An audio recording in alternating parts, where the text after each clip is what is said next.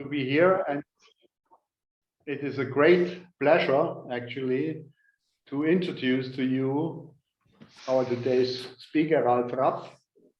Many years ago, still at that time in Germany, he took the decision actually not to become a professional chess player, but to study physics. And I think it was a good decision. I mean, for him, I don't know, he should tell us.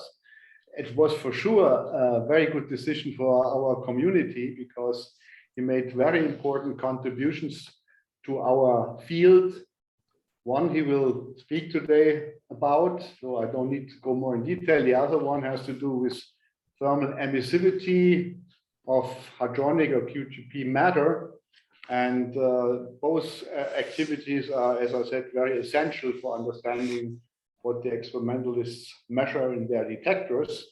Actually, he got his PhD in University of Bonn, and then soon after he moved across the Atlantic to a well-known landing place in US, Stony Brook.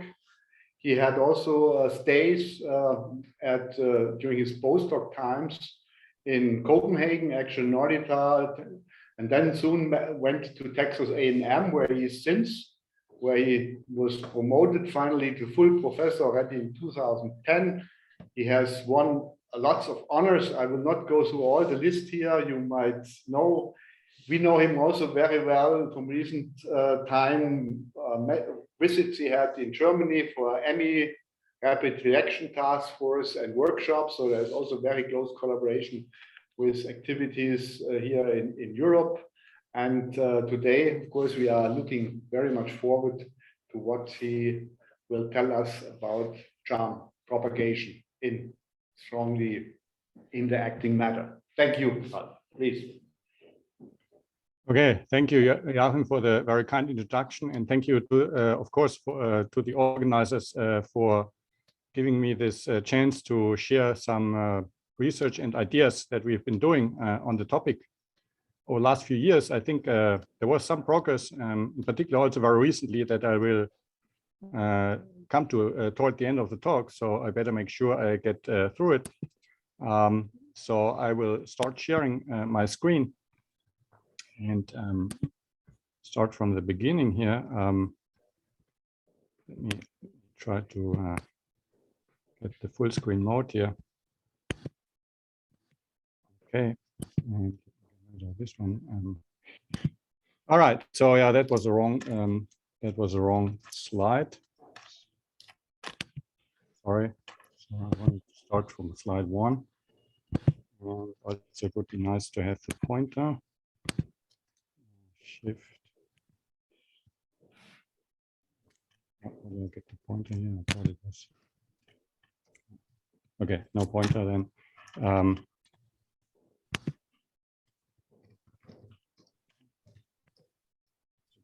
Here it is. Okay, good. So sorry for the delay.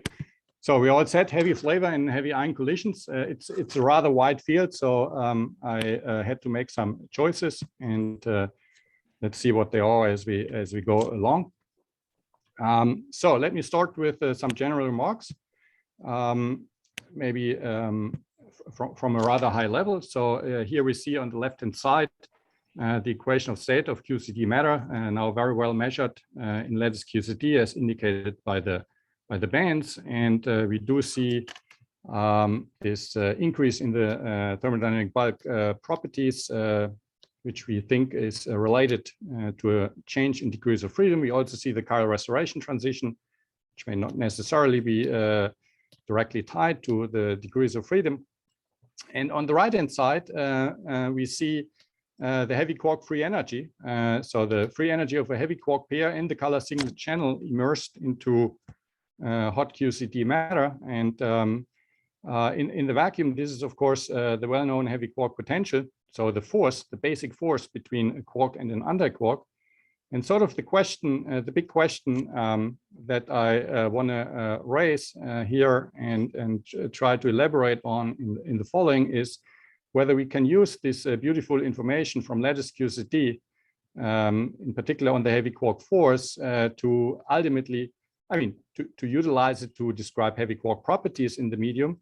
but to ultimately also establish a connection to what is sort of under the hood in this equation of state in terms of the interactions of the quarks and gluons in the system that lead to the transport properties, but also to the bulk properties that we see here in the thermodynamic quantities. So the reason why that should work is because, you know, as we'll see later, also heavy quark diffusion is the low momentum propagation of heavy quarks is really sensitive to the long range forces in the medium. That's also what leads to the transport parameter that I'll come to in a moment.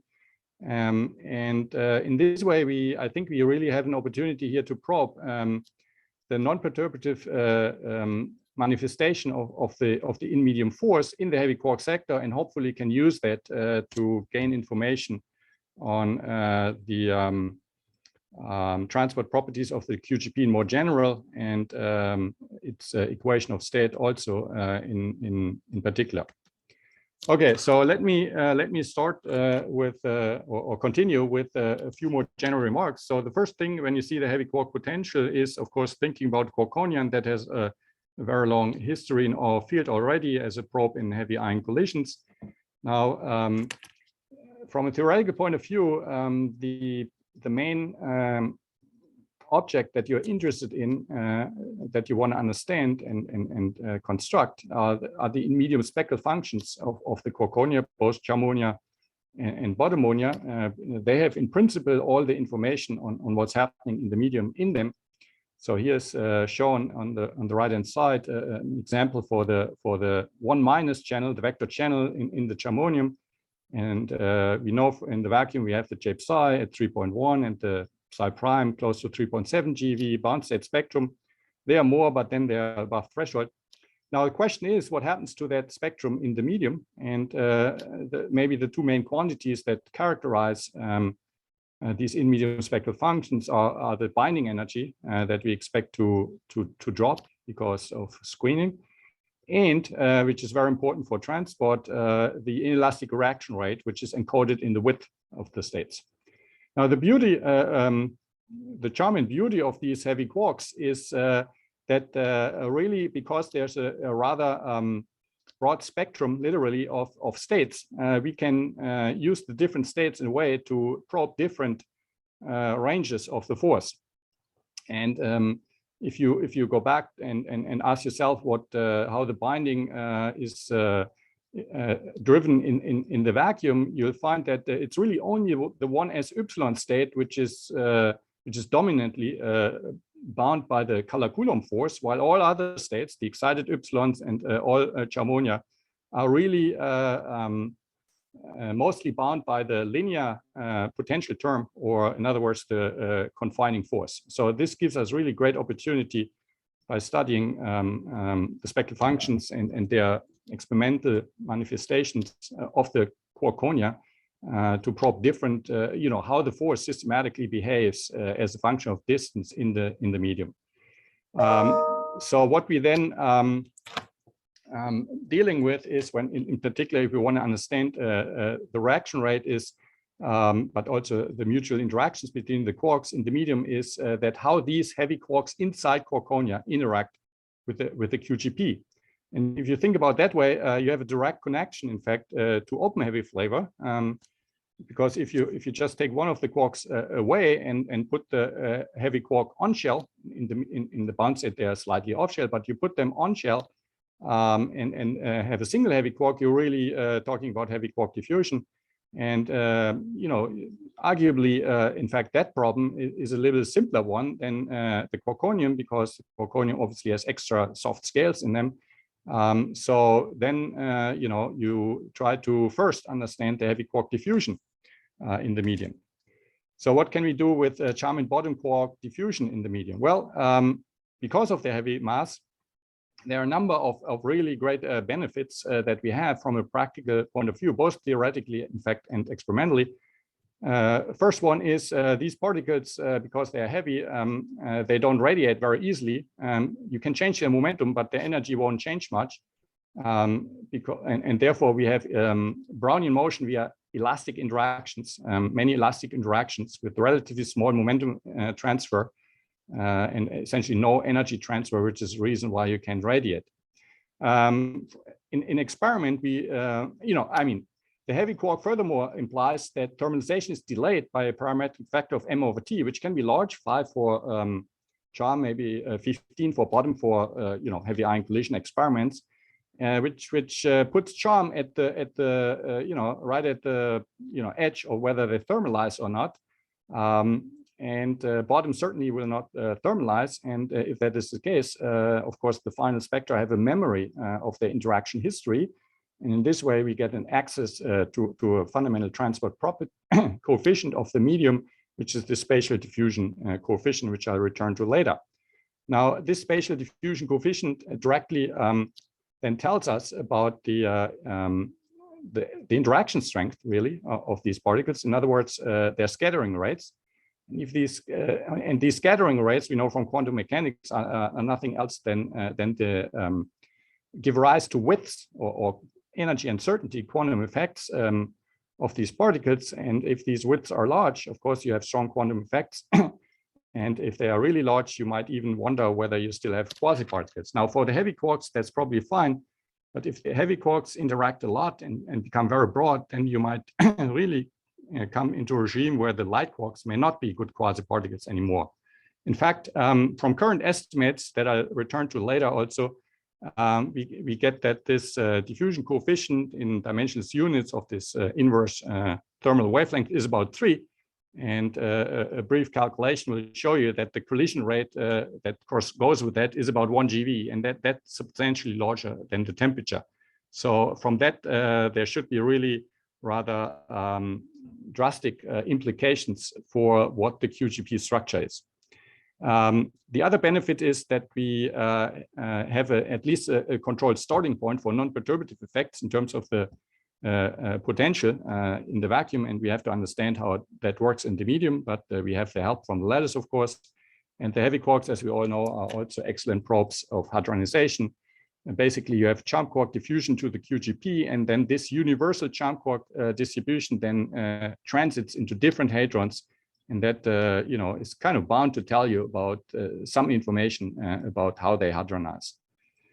Okay, so then one more slide on thoughts on how that ties back to the QGP and what we probably should also watch out for if we embark on a theoretical description of heavy flavor in the medium.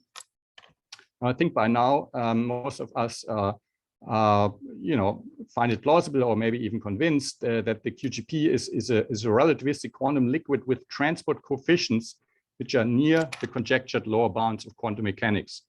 Now, if that is the case, then it's kind of clear that whenever we do a microscopic calculation of transport coefficients, we should obey those quantum lower bounds, and of course that means we have to take quantum mechanics and quantum uncertainty very seriously in that. The description, well, that is for the heavy quarks, but also the description of the bulk medium that enters, of course, when you calculate these interaction rates, you need to specify what the heavy quarks scatter of in a microscopic picture. So also that medium, those medium degrees of freedom should, know about these quantum bounds, or at least be consistent with the equation of state, which is in fact very important to get a realistic temperature dependence of the transport properties. And if we believe that there's a tight connection between what the heavy quark does in the medium and what the medium itself constitutes, then we can also hope to make connections between the different transport coefficients that we're able to extract from experiment. Again, one important theme here is that we do need the large scattering rates for the phenomenology we're doing.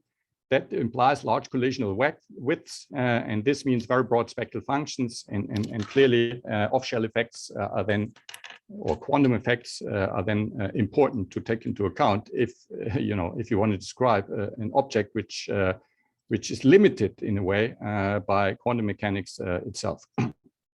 Okay, so with those general remarks, the remainder of the talk is organized in 3 parts. I'll start discussing microscopic descriptions, effective models in a way guided by lattice QCD in the first part, where in particular I will focus on the T-matrix approach, which in a way is a system of Dyson-Schwinger equations and how we can constrain them with lattice QCD.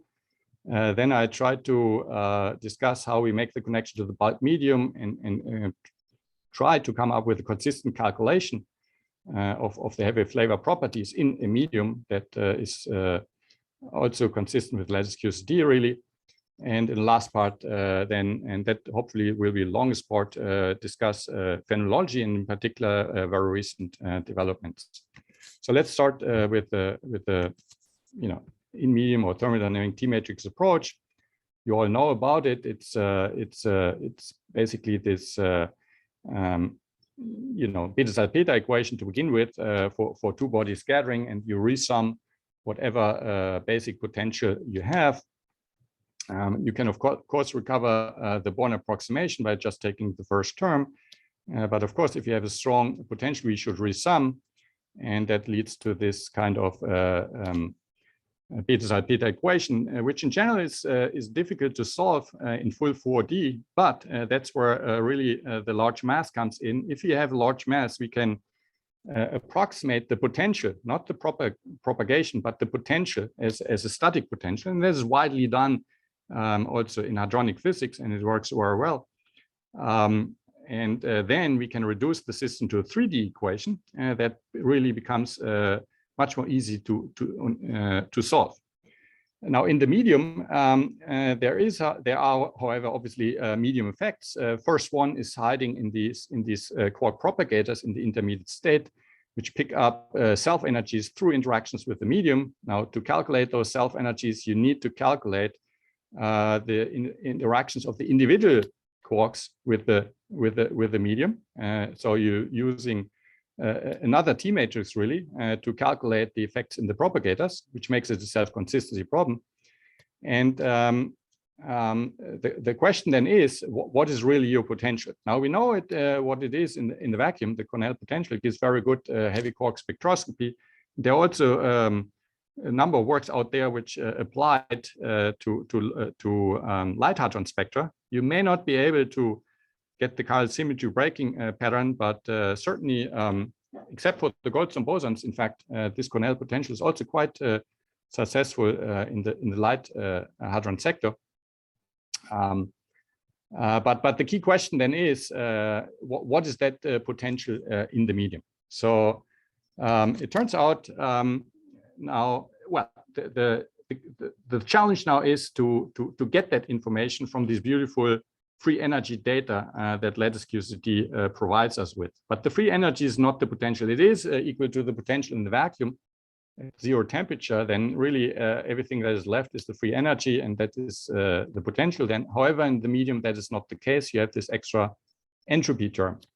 However, we know how to calculate the free energy from the underlying really quarkonium or QQ-bar spectral function. And this is this expression here, which features this quarkonium spectral function as function of energy and relative distance of the two quarks. So a little bit of a hybrid representation, and it's actually written here, and it includes a potential part and the self-energy parts of the intermediate quarks.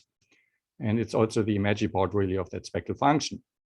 So what you can do then is you can try to construct or make an ansatz for the potential to then calculate from that potential the in-medium effects, and with those in-medium effects calculate the spectral function and then see whether you can make that agree with the free energy. So what then one can do is make an ansatz for the in-medium potential, basically a screened Coulomb and a screened confining term, and then try to fit the parameters.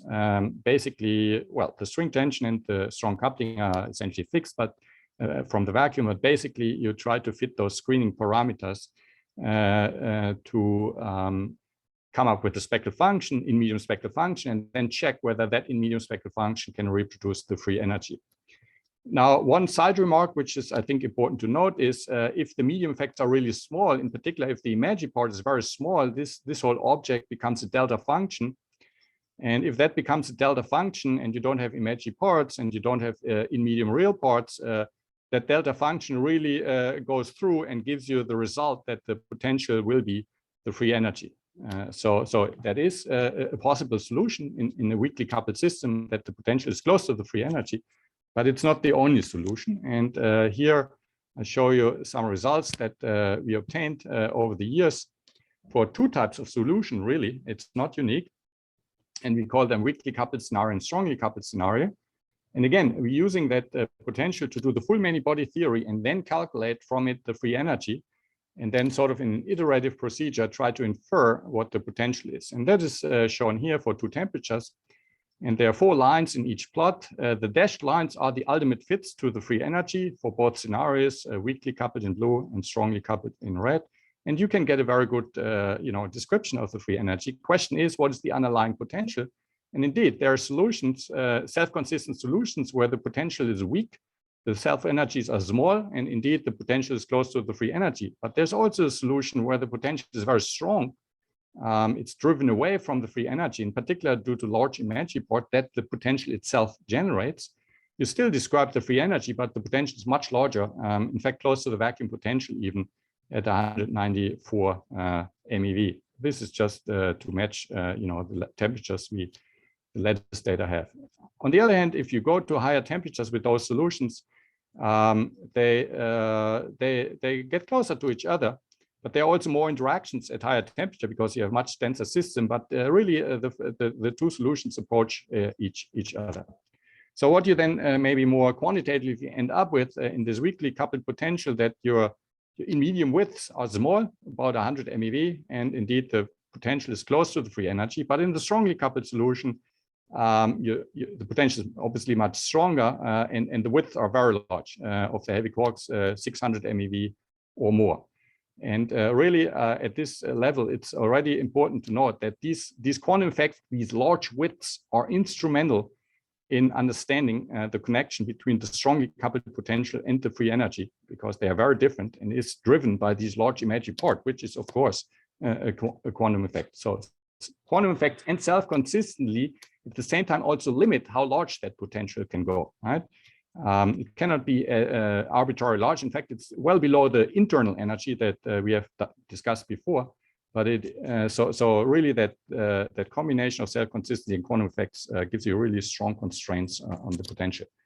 With that, you can then also calculate correlators, correlator ratios that we know and appreciate from our Lattice QCD colleagues, and you can get a rather good description of those. In fact, in both scenarios, and here shown for the strongly coupled scenario, that really implies that the psi prime melts rather quickly, but the J psi survives out to maybe 2 TC or so.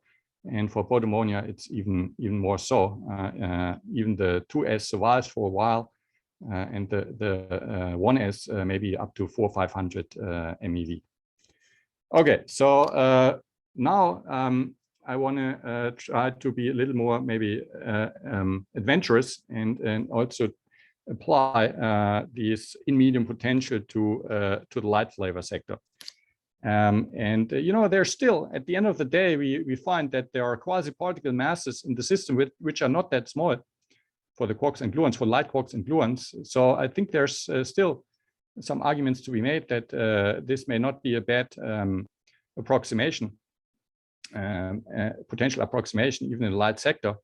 What is challenging, though, is to calculate the equation of state.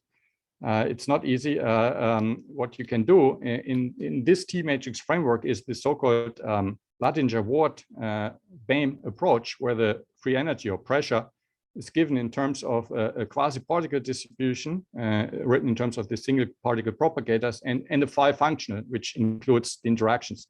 That is technically quite involved. I can back up on that, but don't plan to do it unless you ask me. Let me rather discuss what we can get out of that. So we can fit the equation of state in a fully interacting calculation, but there are two parameters in there, namely the sort of effective bare masses for quarks and gluons. And then you may ask, where do they come from?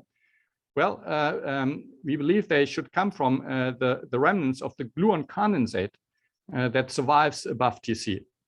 So the quark condensate is gone, but the gluon condensate may very well survive. And it's that gluon condensate that we believe would be the source of these, ultimately the source of these effective quasi-particle masses. Now we don't calculate them, so they are fit parameters, and that's the reason why we can get a very good fit to the lattice equation of state. So no surprises here.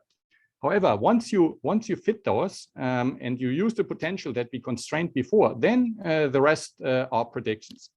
And what I want to draw your attention to is here what is really sort of under the hood in this equation of state that you can unravel now with the parameters fixed, and you find here when you look at the quark spectral function and the meson spectral function, essentially the imaginary part of the color singlet T matrix, that if you are at relatively low temperatures, you have this broad mesonic state here. In fact, it's essentially a rho meson. You know, you get essentially the rho meson out of it, and maybe not so surprising because the potential, after all, should give you something which connects to the vacuum ultimately. And you get a quark spectral function, which is extremely broad. Actually, the main peak is here. It's 600-700 MeV broad, and there's a collective mode on top of that. But actually, the quark spectral function at the low energies do not contribute much to the equation of state. It's mostly the interacting part, this 5 functional, which contributes the mesonic pieces, or also diquarks.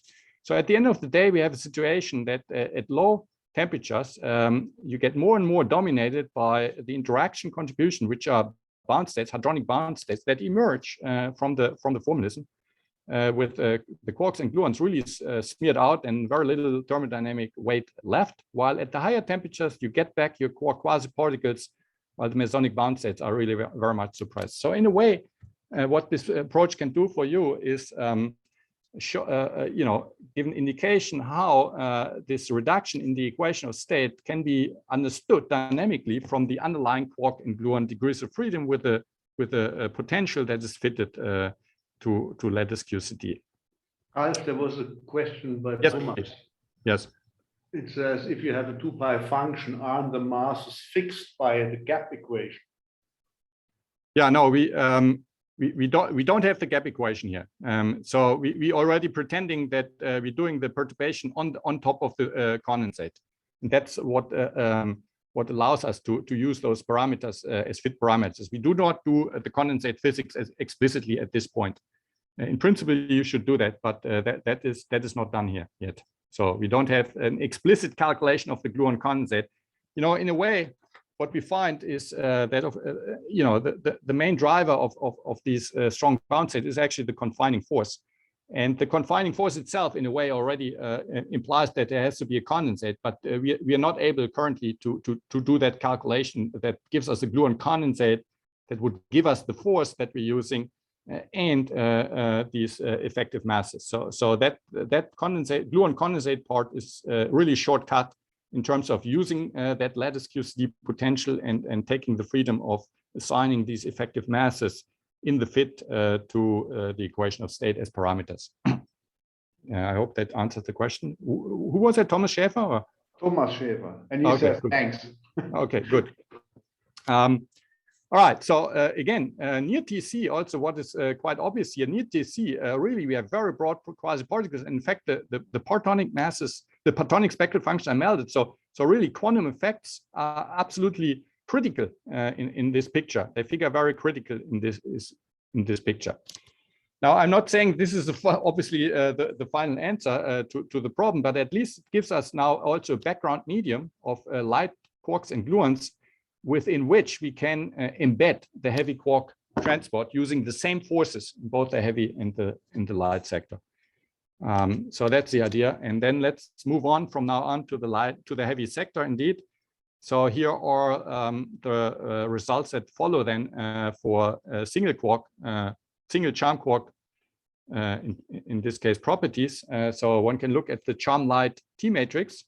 And sure enough, you find at low temperatures, you find this bound state, which is pretty much at the d meson mass. We don't have spin-spin or spin-orbit splittings just yet. We're actually working on that, but we don't have it here. So we get the d meson mass of 1800, 1900 out of it. And again, there's nothing fit to that. It comes out with the parameters fixed as I described before. And that d meson mass, that d meson melts much like, in the light sector, the rho meson melts. Rho meson melts quicker, of course. The heavier the constituents, the longer the bound states survive. You saw it before also for the J psi and even the bodmonium. So there are broad d meson resonances that emerge as you go closer to TC.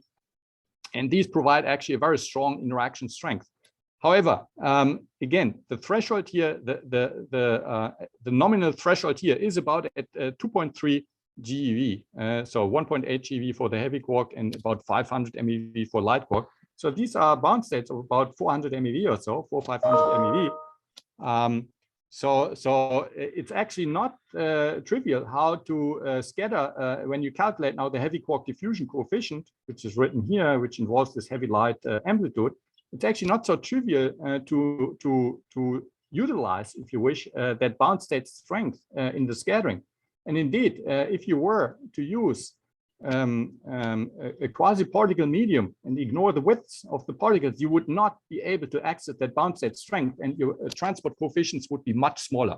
So how can you overcome that? Well, in the calculation of that transport coefficient, you have to include the energy integrals, the convolutions over the spectral functions. Certainly for the light quarks here, the two light quark spectral functions, they are broad and they help to access that strength. But in fact, even for the incoming heavy quark, you can formulate the transport coefficient in a way that you include, actually, sorry, for the outgoing quark. For the outgoing quark, you can formulate the transport coefficient for the incoming heavy quark in a way that you also include the width of the single charm quark spectral function. And if you include those spectral functions, the width of the particles, then you have access to the bound state strength, and then your low momentum relaxation rate or transport coefficient here is large, even at low temperatures.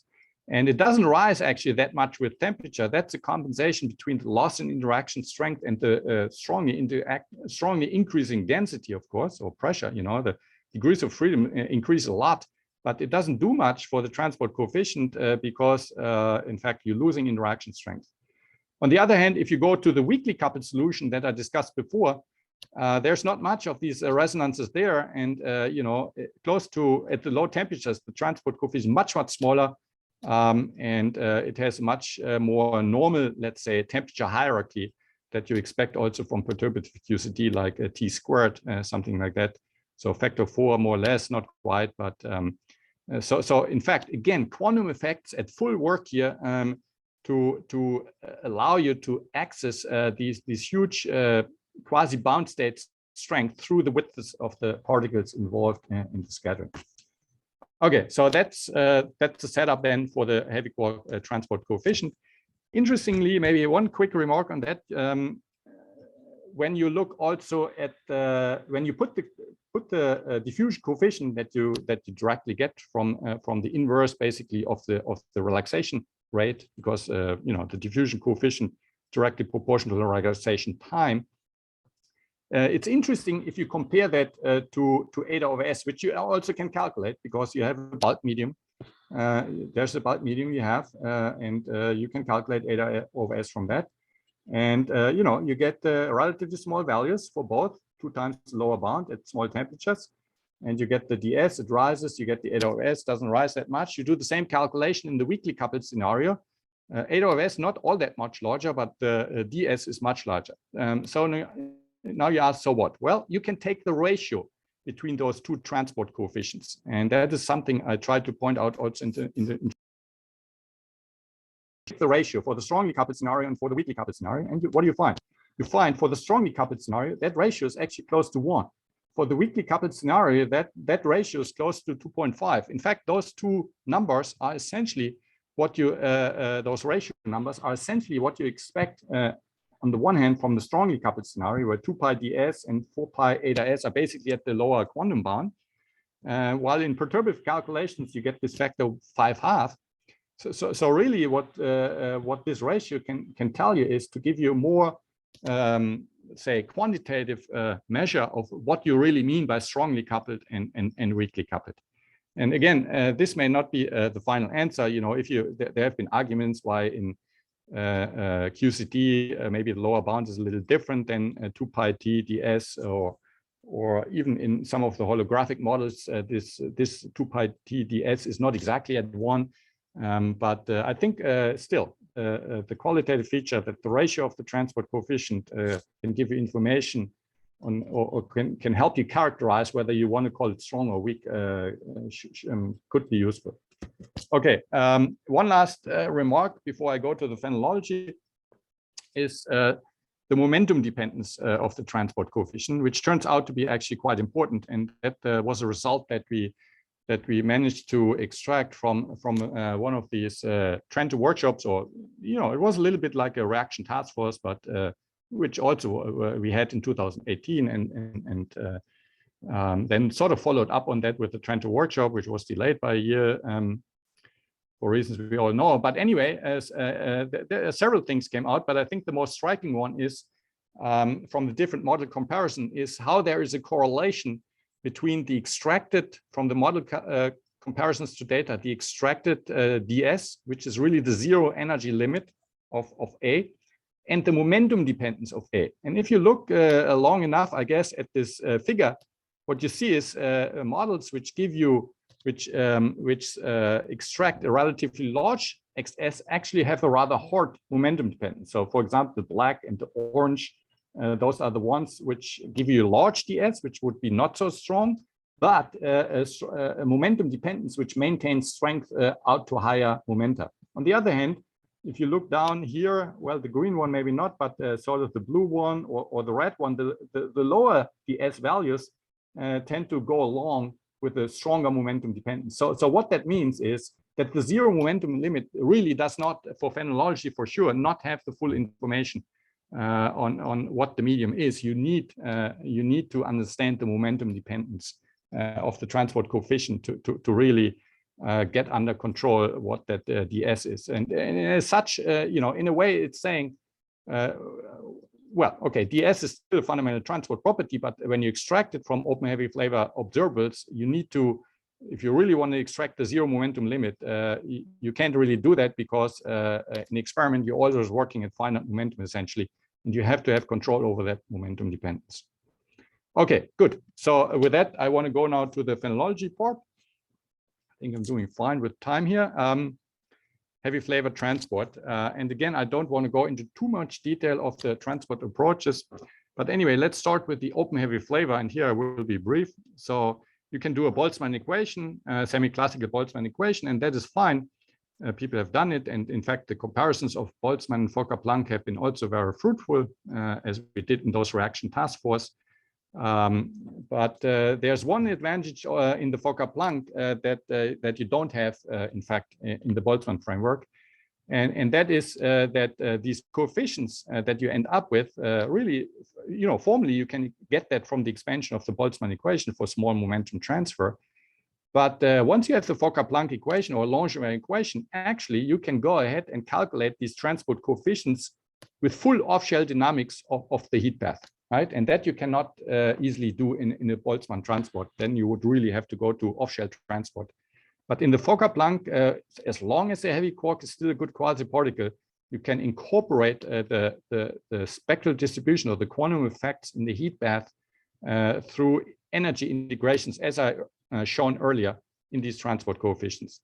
And yeah, here are just some, you know, bookkeeping relations. So this gamma is nothing else than the inverse. The inverse of that is relaxation time. There's an Einstein relation in momentum space that ensures that you're relaxing to the in the long time limit to the temperature of the heat bath. And here's again the spatial diffusion coefficient, essentially inverse of the relaxation rate, but this mass over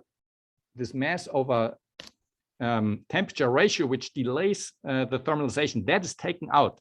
So the ds in principle in first order, in leading order, has the heavy quark mass effect taken out. And that's why it's in a way a fair comparison also to eta over s, because the mass effect leading order at least is taken out.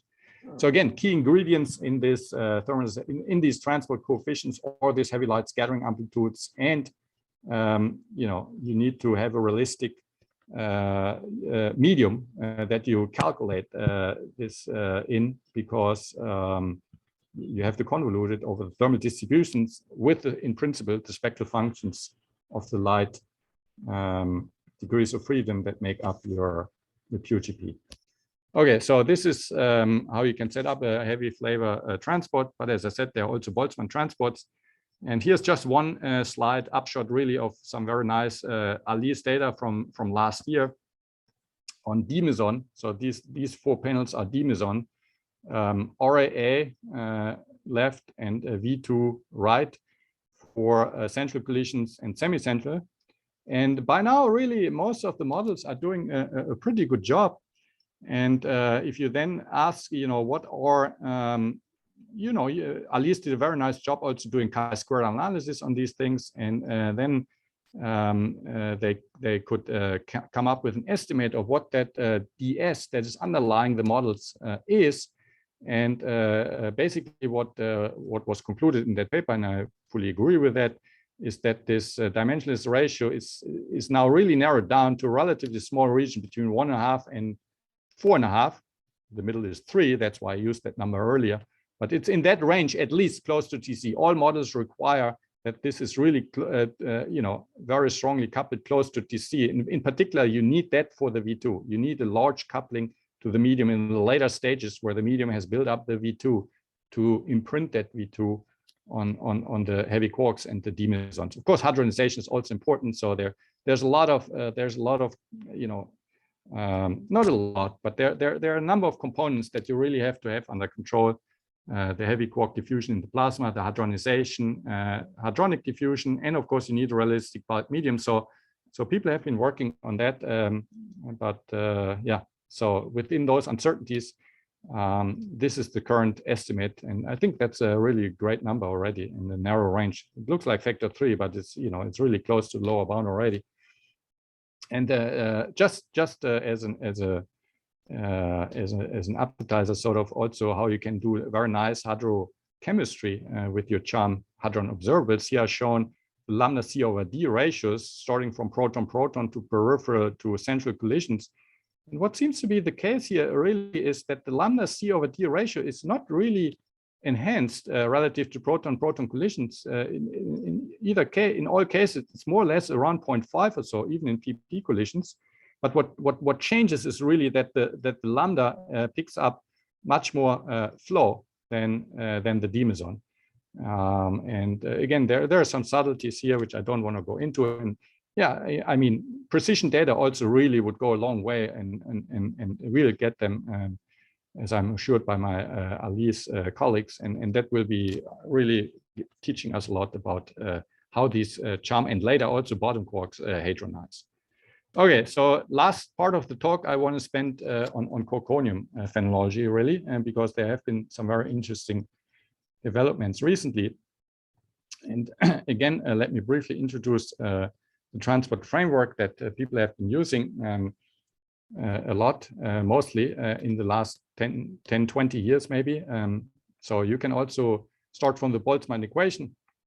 And in principle, ultimately, you should come up with a quantum approach to that. And that's also what people are working on. And I think it's important. I can make more comments on that later.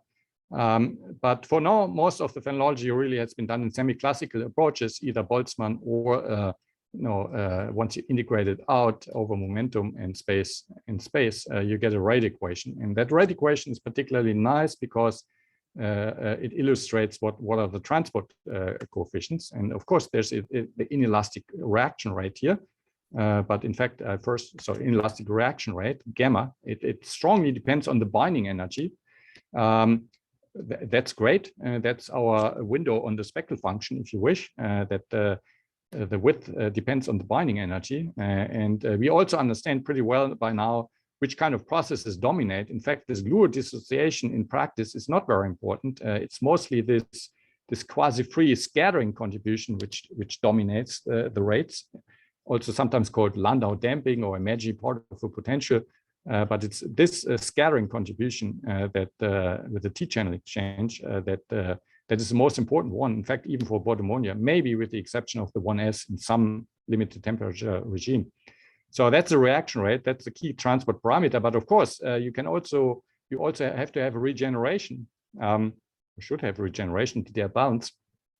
And there, the transport parameter is the equilibrium limit. You could say, you know, I do just equilibrium limit, and that's what the statistical model is, and that seems to work also fine for now. But you also need it in the transport, and it's given in terms of this fugacity factor and the J-psi density, or psi density for each state. And the bottleneck here, if you wish, is this fugacity here, which is proportional to the charm core cross section. You match it to the total charm content in the system, so it will be proportional to the charm cross section, and then that will enter squared. So that's why the charm cross section is so important in doing quantitative predictions for J-psi, also psi prime, especially at the LHC, also at RHIC. Really, it plays a role. Also, in addition, if the charm quarks are not fully thermalized, then the equilibrium changes. In other words, you should really go back to the Boltzmann equation and do the regeneration from off-equilibrium charm quark spectra. In the right equation, you sort of integrated that out, so there's some caveat there.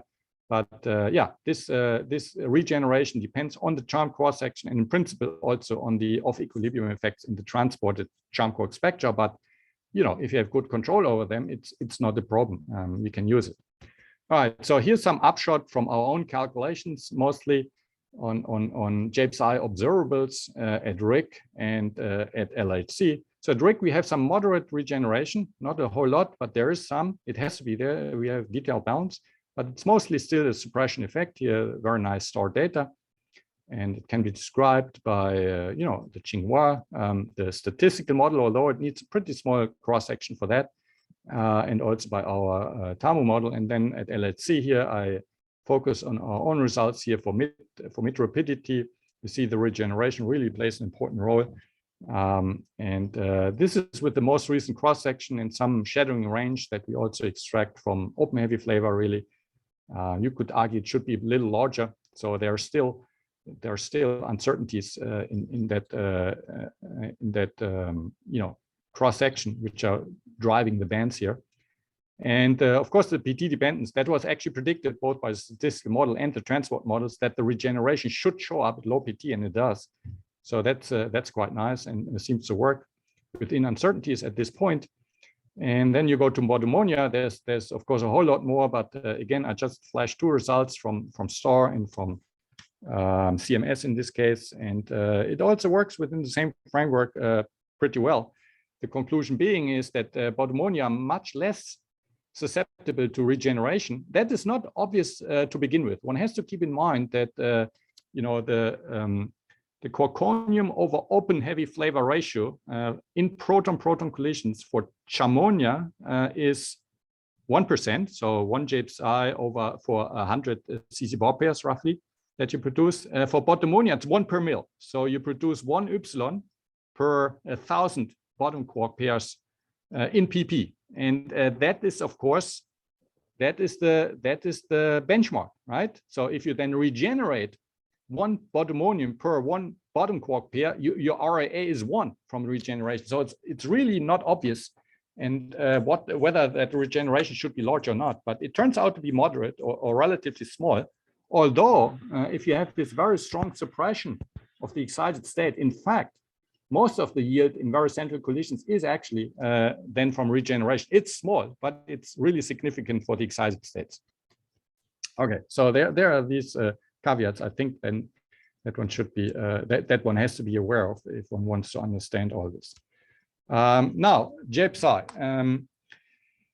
There was the PT spectra and the centrality bands works well, but there was for quite a while what was sometimes called J-psi V2 puzzle, and the puzzle is illustrated, if you wish, you want to call it puzzle, I guess it was in this prediction from the transport models, similar for both you know, the Tsinghua and also ours. We didn't really get the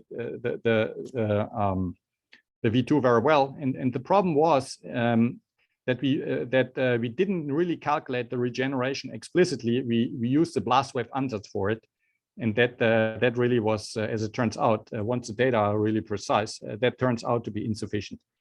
So we thought we that has to be improved at some point, and finally Min-hee sat down and improved it, and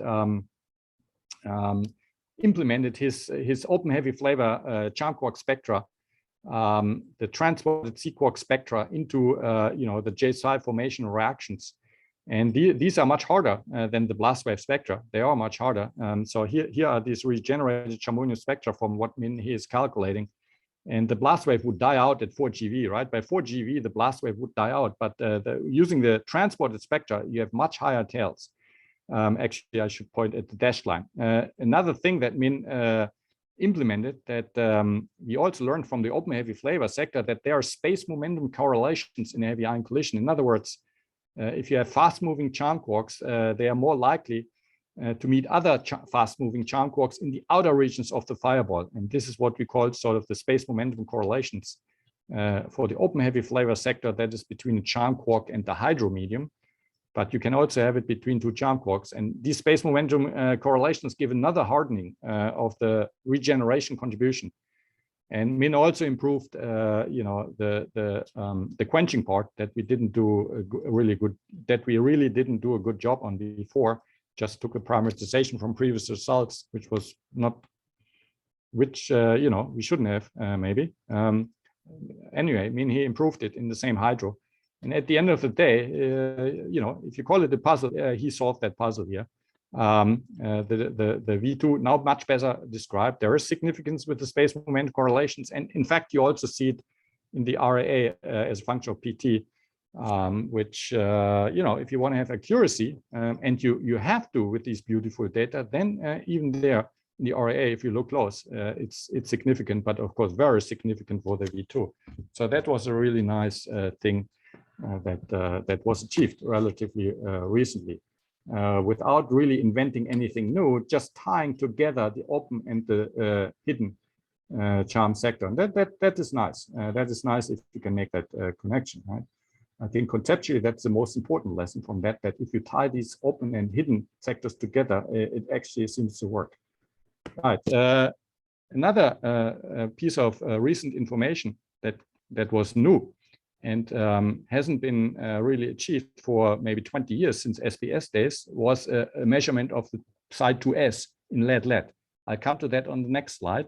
Let me first introduce what went into the calculations that try to predict those psi 2s production at the LHC. So what we had available before those data came out were a piece of information, very nice information from D Gold and P Lead at RHIC and the LHC.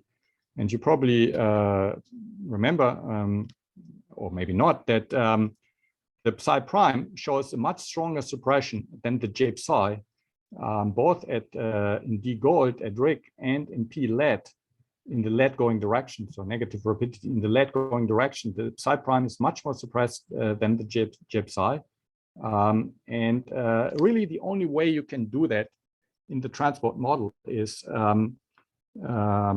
you assume the formation of a quark-gluon plasma blob, fine, but that's not enough.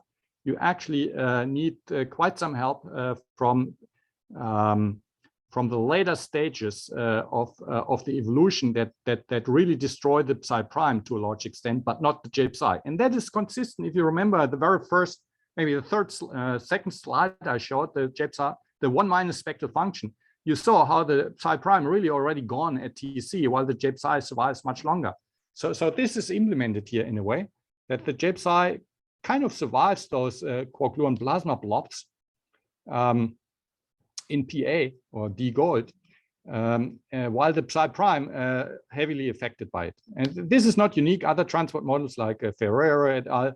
Have also, even earlier than us in a way, put forward that explanation. And yeah, I think it makes a lot of sense because the psi prime will melt, as far as we understand, close to TC. So it will pick up, in fact, a lot of suppression from the later stages, even including the hadronic phase, And that was, in fact, also a lesson that we learned back in the day, 20 years ago, from the SBS data that we had on the psi prime over psi ratio in lead at SBS energy, 17 GeV. I have the plot, but I don't show it here. So in fact, that lesson we already learned 20 years ago, that in transport models, you do need the psi prime to be quite heavily affected in the hadronic phase, and it makes sense also from the modern perspective of the spectral function. Now, what does it mean? If it's later suppressed, it means it's also later regenerated. That led us to coin, I don't know, the notion of sequential regeneration. Sequential, that's what our paper 2015 paper is called, with Xiaoshan Du, sequential regeneration of psi prime. And what we really meant by that is illustrated here in this time dependence of the RAA for the J psi and for the psi prime. And you see the psi prime is produced relatively early because it's destroyed relatively early, but if it regenerates, it also has to regenerate when the rate is large, and that is relatively early. While the psi prime, it can't even survive unless you get close to TC, but then it picks up and regenerates later. So this is what we mean by sequential regeneration. If regeneration runs the show, then based on the transport approach and the idea that the J psi survives longer than the psi prime means that the J psi is also produced earlier than the psi prime. And what is also shown in this plot from our 2015 paper here is the equilibrium limits in our approach for the J psi and for the psi prime. And you see the J psi sort of gets close to the equilibrium value at some point, slightly higher than TC. And then more or less stays there. In fact, it picks up somewhat more, but not because the rate is large, but really because the equilibrium limit is large.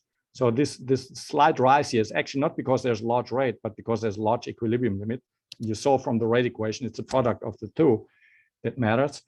But in any case, the psi prime picks up much later. And the RAA you come up with, this was for 2.76 central collisions medium rapidity, medium mid forward rapidity, RAA about 0.3 at that point. There was no shadowing in this calculation, and there were all cross sections. And the J psi is also really only the direct J psi. So if you would do the inclusive J psi, you would get some feed down on that, and you would also get maybe some bottom feed down if it's not corrected for that. CMS corrects for that, but ALICE does not. So ALICE also has bottom feed down in there. So at the end of the day, the RAA of the J psi is roughly 2 times that of the psi prime at the end, and that's and that's because the J psi equilibrates relatively early, then doesn't change all that much, and the psi prime kicks in much later. So that was the base. That's the information we had, and this was the basis for our predictions. And we were actually quite worried because it was not at the equilibrium value, that ratio. But we checked our code many weeks, and we thought, that's what it is. So if it's wrong, so be it. But it turned out to be actually quite okay. So here's the brand new data from ALICE and the predictions, really predictions, by Biaogang Wu, who took over from Xiaoshan Du, and he worked hard and made sure everything is correct and consistent. And that was sort of our J psi. Again, this is with the most recent cross sections. This case here, forward rapidity now for the muons, and this was our prediction for the psi prime, and it worked better than we could have expected. And I'm not saying it has to be like that, but it gave us at least some reward for the hard work that we did, and maybe the transport actually maybe there's something to the sequential regeneration after all. In the old days, I mean, in the previous work, we made a point that. If the psi prime is regenerated later, it should also have a harder spectrum. And you see, this is forward rapidity, and this is minimum bias, if you wish. So it's not that much pronounced, but maybe, it's a little harder than the softer bump here for the J psi, but it's not a big effect. Anyway, this is what we got out, and it worked pretty well. So, maybe the transport actually is not that bad after all. Okay, and I think, it's 9 o'clock here, but much later everywhere else. I think that's the end of my talk. So let me briefly summarize it. So I tried to argue that using, really rigorous quantum many-body theory marrying it with lattice data, we can come up with a microscopic model for both heavy quark diffusion and the surrounding medium at the same time, which is important and which realizes, in effect, which realizes in essence the idea that what we learn about the heavy quarks we can also infer for the bulk medium. I argued throughout the talk that quantum effects are really important, the broad spectral functions that come through the large collision rates that we need for the charm quarks. They are manifest in the heavy quarkonia. You have large collision rates, but the width shouldn't be all that large, so you can only avoid that if you have also strong binding for the states, which suppresses really the rates. I argued that for the single heavy quark transfer, it's very important to have this broad spectral function to access the large strength from the near threshold d meson or even diquark-like resonances. And in the equation of state, we saw that these large widths, as you go down in temperature, really melt the partons and bring up hadronic resonances. This is not introduced or fit. This really comes out from the lattice potential. And these hadronic resonances take over the degrees of freedom. Now we're not able to go very close to TC because then the chiral physics kicks in and we don't have it. Or physics, we don't have the chiral physics, chiral symmetry breaking physics in here. So that is certainly something we need to work on. And also, as pointed out by Thomas, we don't have gluon condensates explicitly in there. They're implicitly in there because, after all, what is the force that drives it? It's not the color coulomb. It's really the remnants of the confining force above TC that in this picture, rooted in lattice data, are responsible for the strong coupling of the QGP and its hadronization. It's really it's one and the same thing. The onset of the confining forces makes the QGP very strongly coupled, and it also, if you go low enough in temperature, it also hadronizes the QGP. So those are related here, actually. And I also showed you how open heavy flavor phenology really made progress in constraining the transport coefficient, but really what we need here is a dedicated effort where we're not just going to meet for a week and then diverge off again and do it on the side. We need dedicated personnel that we can put on these heavy flavor problem in heavy ion collisions to really make breakthroughs. We are at the point basically where we did most of what we could do with this reaction task force, but now we really need dedicated personnel, and hopefully you'll get it at some point. And I also argued, along that line, one example was how, tying together the open and the hidden sector actually allowed us to understand better what is going on with the JPSI-V2. And I also discussed, that the transport seemed to work reasonably well for the 2S, which may or may not be surprising. That depends, of course, on your view. Okay, anyway, thank you very much for your attention. And I'm happy to answer more questions. Thank you very much, Ralf, for this very detailed talk, very interesting talk. There were 144, so 43 peak participants. So it demonstrates the reach of the seminar. Very good. That's good to know. Thank you. For the questions, I'd like to hand over to Tatiana now because I'm expecting a phone call and I think she will be happy to manage your questions. Sure. Thank you, Joachim. Thanks. Yes. So please raise your hands and we will go ahead with the questions. I see one from Nu. Nu, please. Yeah, hi, Rolf. Sorry, I was a little bit late in the morning. Now I have to ask first. So I thank you for a nice talk. I have a question on this slide. I don't see a number actually about the momentum dependent. Ah, yeah. Okay. I just wonder why so high momentum you have to go. Yeah, it's pretty high. So it's really strange. I mean, it's like 40 GeV, even 10 GeV is way too high for the medium, like let's say 200 MeV. Like, what would be the consequence? So okay, so yes, thank you. That gives me the opportunity to qualify this plot a little more. You're absolutely right. For the argument I'm making, everything above 10 is completely irrelevant. And even for that connection of the ds and the momentum dependence, it's really the few GeV which matters. But if anything, it's even larger hierarchy here, right? So I shouldn't have pointed at this. I should have pointed at that. So a couple of GeV or so, right? If you have a d meson at rest and you have an expansion velocity of 0.6, 0.7, your d meson will have something like 2 GeV, right? So it's at rest in the medium, but it's flowing in the lab system, right? So that's basically what I'm trying to say.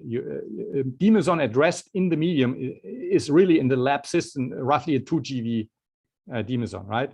And so you need the or vice versa, So there's a momentum smearing, and that's mostly for the purpose of the DS extraction, the very low PTs. So thank you very much. Yes, indeed. But in any case, the hierarchy here is still quite large, right? So it's this hierarchy that you go from, say, even 1 down to 0.5 that causes this maybe factor 2 in the extraction of the DS. So on the left plot, you already include this momentum dependent. So on the left side, I show the DS that the different calculations extract from their description of the data. You already, okay. Yes.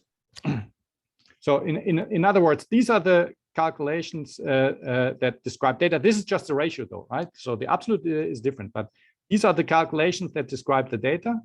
And this is what those calculations suggest the DS is. And then the harder momentum dependence leads to estimates of larger DS. And really, as you said, the relevant part of the momentum dependence for that purpose is down here. Thank you. In fact, up here you have radiation, and this will become a small thing.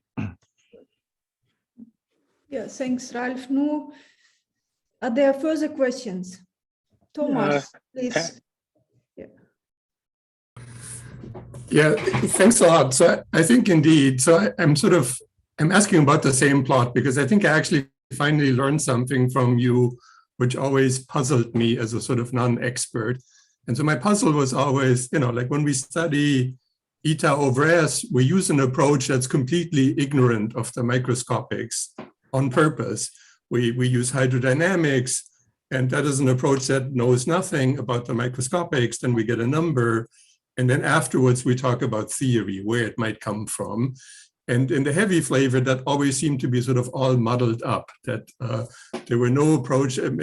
Essentially, nobody uses an approach that's just purely diffusion or purely Langevin. All of these approaches already use microscopics in an essential way. And I think what you explained is that that's because the actual data are accurate at a few GeV, and in that regime, I can already not, it's not accurate to neglect the momentum dependence, and that's why I have to do this. And so I have a sort of two-part question. So number one, so if I was closer to the hydrodynamic limit, and it should be true that this momentum dependence is somehow essentially kind of the next transport coefficient beyond diffusion. And so what is that next transport coefficient? And my second question is, I mean, if one could somehow design a sort of hypothetical, ideal experiment that could directly measure the diffusion constant without having to worry about its momentum dependence, what kind of data would that be? Is it just a question of accurate open charm spectra at low PT, or measuring V2 at low PT below a GeV or so? Is that what it would take? Okay. Good. So let me try to answer. I think the next transport coefficient would be, where did I show that? Maybe here, next, maybe here. So the next one is, of course, the momentum diffusion, right? Mm-hmm. That's the next higher order in the Q squared dependence. Q squared being momentum transfer. That's not exactly the momentum of the charm quark, but it's a momentum transfer to expand. So that one actually we need to even, this is even non-negotiable to ensure that you get thermalization. So I would say that's the next one in that sense. And that is included in all the calculations. Otherwise you don't thermalize, right? And, I think it matters. I mean, this is a very strong momentum dependence, right? If you assume that to be 1, it's very different. And it's not like that. And in fact, this I would argue this is asymptotic freedom of QCD in a way, right? You should have a coupling strength which depends on momentum. It's not only that, there's also kinematics involved, but because simply it's more difficult to turn around fast-moving quarks relative to relatively slow-moving. But yeah, so okay, that's maybe for the momentum for the next order. Then for the data, yeah, you know, again, I think you cannot avoid in heavy ion collisions that there's a smearing of momenta, right? However, there are a couple of features which I like to point out. For example, if you go in the RAA, you have what I don't know if you have it in the data. I think we start seeing it also at RHIC, but you know, there's this flow bump that you have this maximum structure. And what is that? Well, that is basically, and it should be more pronounced for the B at some point, if it also thermalizes, that is, you know, in the heavy quark mass limit, basically the momentum that corresponds to the velocity of the medium where the quark is at zero momentum, right? That's where you accumulate. So this flow bump is, I would say, a qualitative feature of this co-moving frame where the D meson is actually, or the charm quark is at rest. And so that's why these, you know, these data which actually show depletion at low PT are, I think, very valuable because that depletion is precisely giving you an idea of what the flow does to your momentum smearing and you know, where in a way your relatively zero momentum is sitting at. And but again, I mean, it's all convoluted. You can have charm quarks going opposite to the flow and things like that, right? So it's convoluted, and I think you need, but still, momentum dependence is a very sensitive predictor, I think. Now, my favorite observable to gauge the interaction strength is really the V2, because you know how large that is really essentially proportional to the strength of the interaction, right? That's what I said earlier. And I think with bottom observables, we're going to get a lot of, we're going to get a much improved discriminator because, you know, you could, some people argue, you know, this is close to thermalization, and it's certainly not far. And then you start losing the information, but with the bottom quark, you're not going to lose the information because they will not be thermalized. So the bottom V2 will be maybe more discriminatory measure of the strength of the interaction. And yeah, I didn't answer your question really in its entirety, but that's unfortunately all I can say at the moment. No, thanks. No, that was very useful. Thanks. Thanks, Thomas. Ralf. Next is Zoman. No? Salman Tata, yeah. Salman. Yeah. Hi, Ralf. I had a question from your earlier part of the talk. It's maybe somewhat older stuff, but I was not following. So you extracted this information about the potential from the free energy, right? And right. You said, right, this plot. Oh, this. Yeah, this equation and the plot. Yeah, so I presume this sigma is an art-dependent quantity, right? And no, the sigma is a single particle quantity. That's what I tried to write. The V is the R-dependent quantity. The sigma is the single particle property. That's sort of what we try to distinguish with that notation. So the sigma is really the one body self energy that enters into this equation for this line and for that line. While the V, including an imaginary part, in fact, you know, we call it imaginary part of the potential, but what it really does is that the imaginary part reduces the single quark self energy. So that actually has a negative, the wrong sign of the imaginary part because of interference effects, right? Just as a side remark. So that imaginary part is actually opposite sign of that because it reduces it as you go to smaller and smaller distance. But yeah, the V is the R-dependent parts, and the sigmas are the single particle parts, if that was your question. Yeah, the next part was, so you get these two solutions. So it's like a bimodal thing. You get either this or that, or do you get a spectrum? Okay. No, we can look at the free energy that we predict, say, as a function of the parameters, and then we see how it is sort of the maximum structure, and it cuts through the solution on two sides. So it seems that these are the two solutions that are supported. Thank you. Okay, let's go with the next question from. Okay. Before I say the first name wrongly again, so it's good to introduce yourself. So sorry. It's okay. So very nice talk. So I would ask a question about the heavy-quark potential. So you say the strong coupling heavy-quark potential is corresponding to the large decay width, right? In principle, yes. So in my opinion, so if the strong coupling potential, that means the states bound tightly. So that's why it have the large. It should be very difficult to be melted, right? So I that's agree. why. So why the decay width is very large? Okay, let me try to qualify. So the decay width of the quark, of the single quark at small momentum is about 500-600 MeV, right? Right. Then you look at the J psi in that same calculation. Its width is just maybe 100 MeV or so, right?